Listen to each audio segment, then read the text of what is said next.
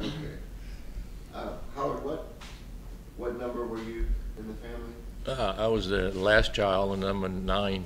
9 of 9. Well, yes, they had 9, but I think she had several miscarriages.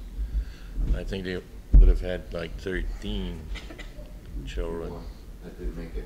Yeah, several didn't make it, yeah, I think. And so you were the closest brothers and sisters to you growing up were? Well, Sylvia is the closest sister, and Jackie is the closest brother to me. What do you remember from your childhood? What's an early memory that you have?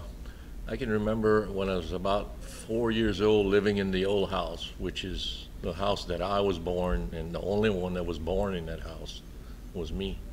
All the rest were born across in Catahoula.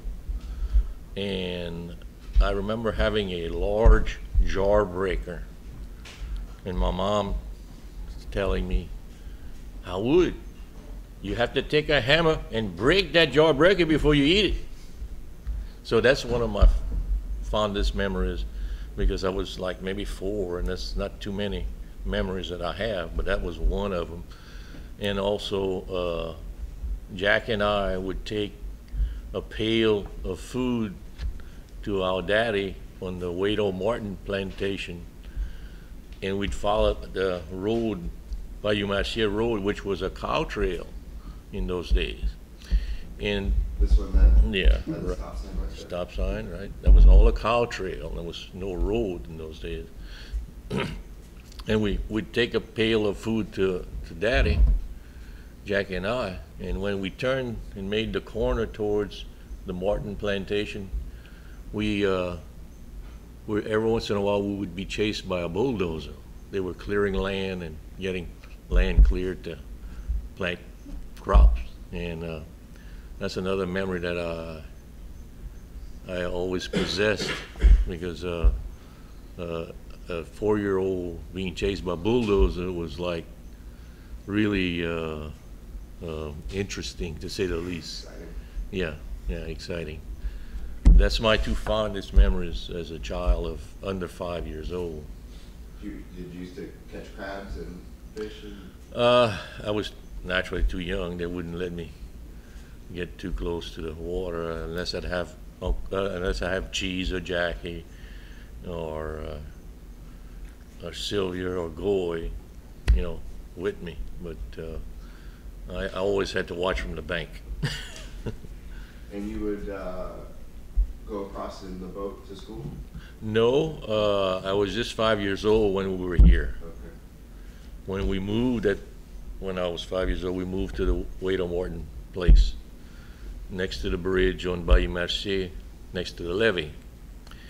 And when I turned 6, I started going to school, and the bus in those days was an old station wagon that Miss Tootie Gerard had, and who was principal of Catahoula. She was the School. first principal. First of Catahoula. principal of Chief Catahoula. principal and bus driver? Well, yeah, it wasn't a bus, really, it was an old station wagon. So she'd pick me up. I was the first one she'd pick up. We'd go down the levee and pick up a few other kids, and we'd go to school.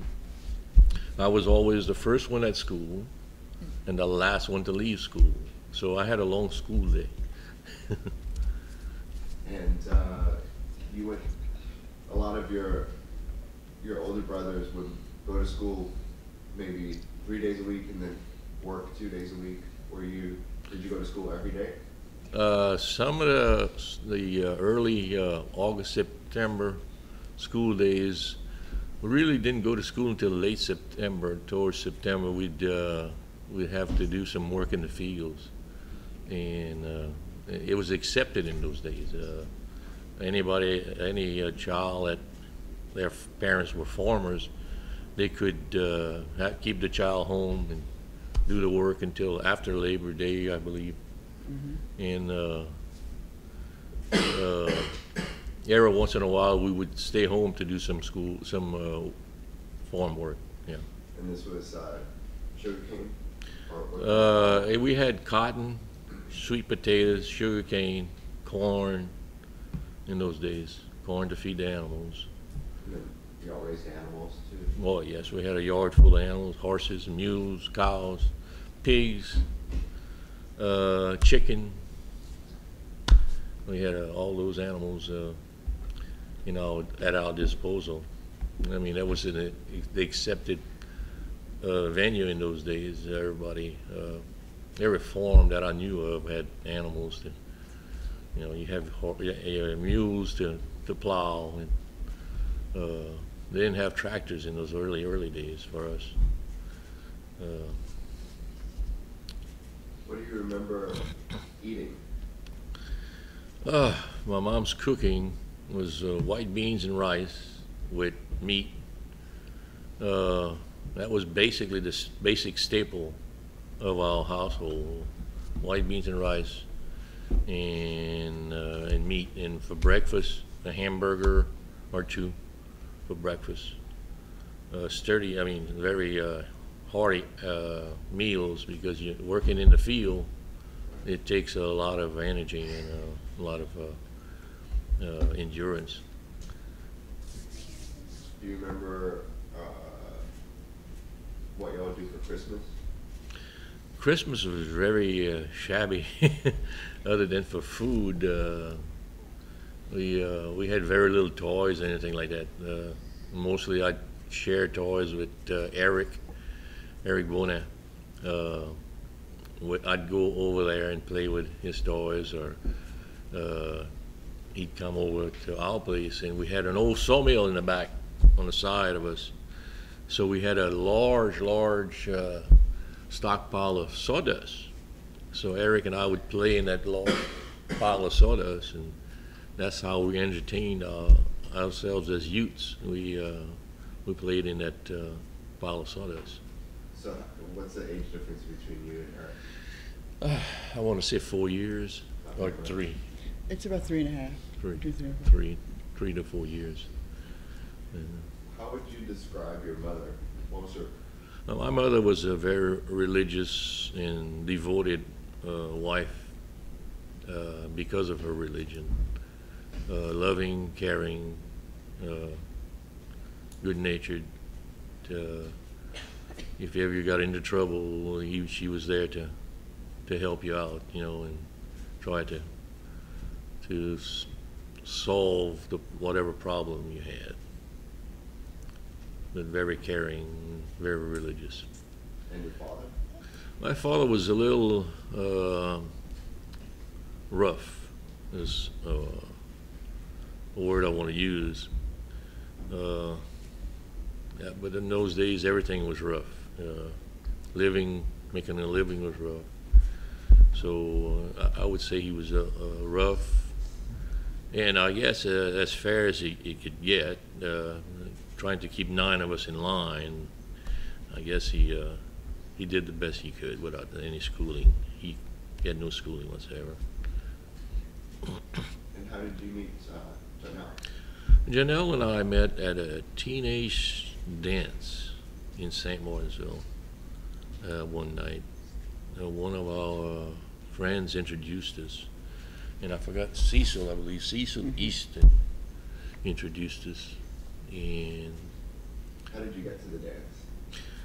I don't know if we borrowed Aunt Sis's car, or we Pop would come drop us off, and sometimes we'd hitchhike back, trying to make it back and from the dance with a ride. But sometimes we'd have we'd have Sis's car. We could go over there and come back. But that's about how we did it. Janelle, where were Mom and Pop living when you first met them? They were living in the back on Chippy Martin's place. And how would you describe Um, them? What do you remember doing? What about when you would go there? What would you do? well, I was usually invited to the Theriot Sunday gatherings, and I'm the in-between one. I'm the youngest daughter-in-law. I'm also in age with the oldest grandchildren. So my job was to wash the dishes after the meal. and my mom had a big single sink, and you had to wash them and rinse them. And by the time all the Therios had eaten, the water was pretty full, so you had to kind of watch how you washed. And we were always running short of forks. So halfway through the meal, and the men always ate first. The men ate first. The women who had children took the children aside and fed them, and then the ladies ate last and cleaned up the kitchen. But I want to say Pat Sue and I, being the oldest grandchild, if she was there for the Sunday, it was our job to wash the dishes. And this was every Sunday? No, I'd say maybe 3 or 4 times a year, always on Christmas. Always on Christmas. If I had a day off and he was doing grinding, day off from school, then either my dad would bring me or Uncle Howard would come get me early, and I would spend the day with my mom, and I'd help her cook for the men. And I can remember waxing the living room floor for her. I'd help her that, you know. And on one of the visits, I want to say it was a holiday of obligation, I went to Catholic school, had the day off, and as we were driving down here to get to the house, they were delivering Pop's first brand new tractor. And I don't know if it was the 1066 or the 866. 460. He was so proud. He had his first brand new tractor, and that was about 1963 or 64. You want to relate to meeting the Secretary of State? Oh, as a little country girl, the fact of elected officials in Baton Rouge were very, very important to me. They were almost celebrities in my eyes. And one morning, I want to say, I may have been in college, and Mom and Pop had come to get me to spend the weekend with them. He was in basic training, and the next morning, Saturday morning, we woke up and Mom always gave Pop his breakfast around 4:30, and then she gave him his insulin. And through the back door comes the Secretary of State, sits down at Mom's table, and says, "Miss Sylvain, do you have some coffee?" She gets him coffee, she gets him biscuits or whatever she served, and they're having a big conversation with Pop and Mom, and I'm back against the sink going, "This is the third in line of state secession for the state of Louisiana, and he's in Catahoula having breakfast with my family here." I mean, it was fascinating. And he'd say, "Mr. Sylvain, Miss Sylvain." You know, to me, he was an important person, but yet he was in their house visiting with them. And when Chippy Martin passed away, we were the ones who took my mom to the funeral. And they put her on a sofa, and all the children and grandchildren who remembered her came, and it was like a long-lost aunt. It was Madame Sylvain, Madame Sylvain. I mean, she was a celebrity that day. It was the whole family, all of Chippy's children and his nieces and nephews all remembered her. And they remembered her because she was such a good cook. And every time they came, she would always have something, and she cooked for them. And what about Garrett? What do you remember about my mom? I guess they were living next to the church when you remember. I guess what I remember most about my mom and what kind of sank into my memory is her deep faith, and like my dad said, how if you felt like there was a problem or something that was troubling you, it felt like her prayers could always get you through it, and the strength of her faith just carried all of us through a lot. The symbolism of things that I remember of her obviously made it to the cover of the cookbook. The prayer veil that she always wore, that's kind of etched in my memory. The missalettes, the rosaries, those are things that, every time I look at one, I'll think of her. As a little girl, I'd go into their restroom at their house and see the veils on the countertop and see the pearl pins that she'd push into her hair to keep the veils on her braids, and wonder one day if I would ever use the same things or care about the same things. And when she passed on, I got some of those combs and pins and such, and most of the prayer veils, and so it means a lot to me, and I think of her very often. Some of the other things I think about when I smell coconut or eat anything blackberry, just immediately transcend time for me and take me back to being in her kitchen or being at a family reunion. So I get coconut as much as I can. What do you remember doing when you went to see my mom and pop? I remember one time when I was maybe 2 or 3 years old when Dad took me to my mom and Pop's house, and Uncle Sean and Papa took me a boat ride. I was a baby, and it's just so hard. Do you remember he used to give us the cigar boxes? Yeah. Did you ever get those to use as Cigar boxes. like put your pencils in? And He saved a bunch of pennies one year in a cigar box and gave it to y'all for Christmas. I don't know. He used to call her Cricket. Yeah. Yeah, that was his nickname. And Chris loved her blackberry pies. Very much. Every time I come visit my mom, she always had it ready for me. And Aunt Iva has kept the tradition. Oh yeah. And every time I see Papa, we were sitting there in the rocker, and I watch him smoking a pipe, you know. And I said, you know, it's not good for you. So I know, Papa, but every time I watch you always show me how, you know, the way you smoke and stuff. And sometimes we stay and just say all the stories that you remember when he was a boy. You know, I always listen over and over. You know. And most times he talk about my dad and all his boys, you know, and it gets me keep over and think about them. I remember. And that's all I remember so far. what do you, any of you, like, what lessons did you learn from them, or what did you take from their lives that you still have with you as a priority in your life, or Well, I took naturally the work ethics and, of course, the religious faith with me, and continuing in that stead.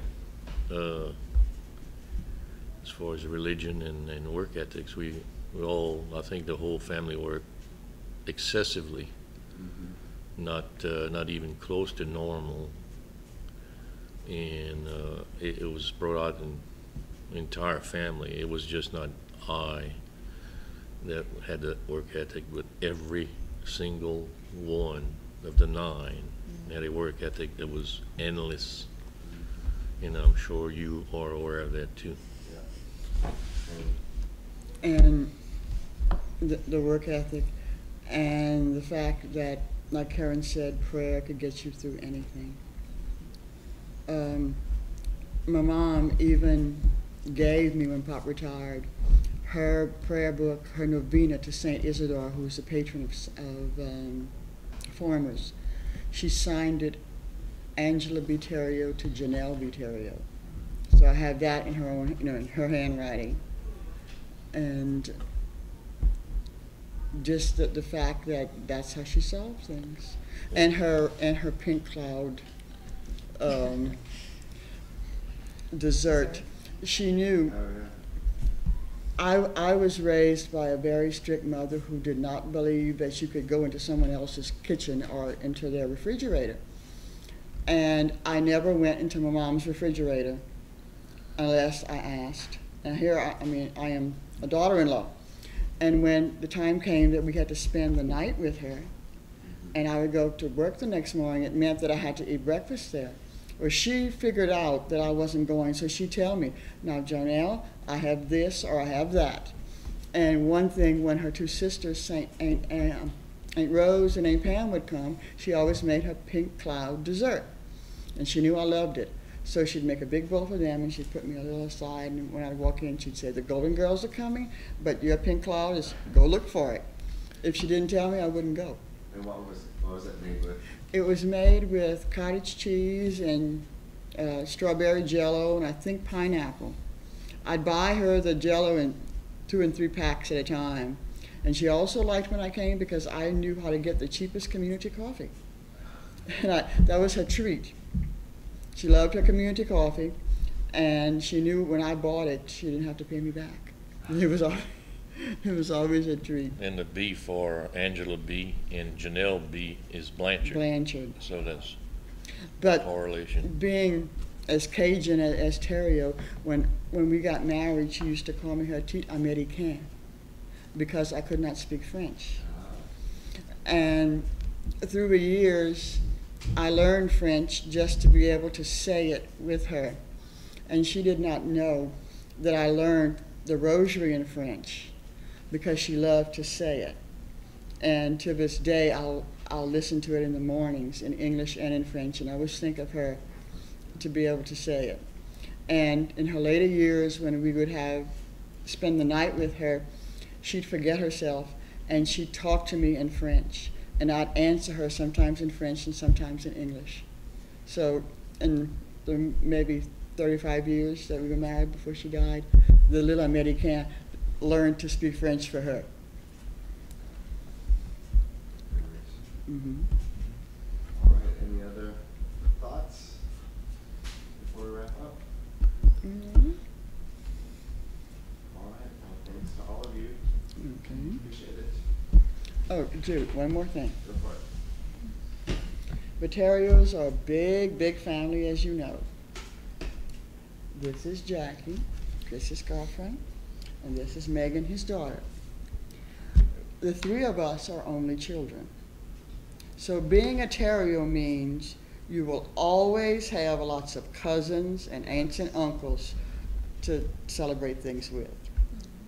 Exactly. Exactly. And this is And this is Madeline, Kevin's Karen's daughter. daughter, eldest daughter. Mm-hmm. Well, and the honorary Therios, all of them. Right. Yeah, honorary Therios, but look at those blue eyes. Thank you, Jude. We appreciate you. the Thank you. interview.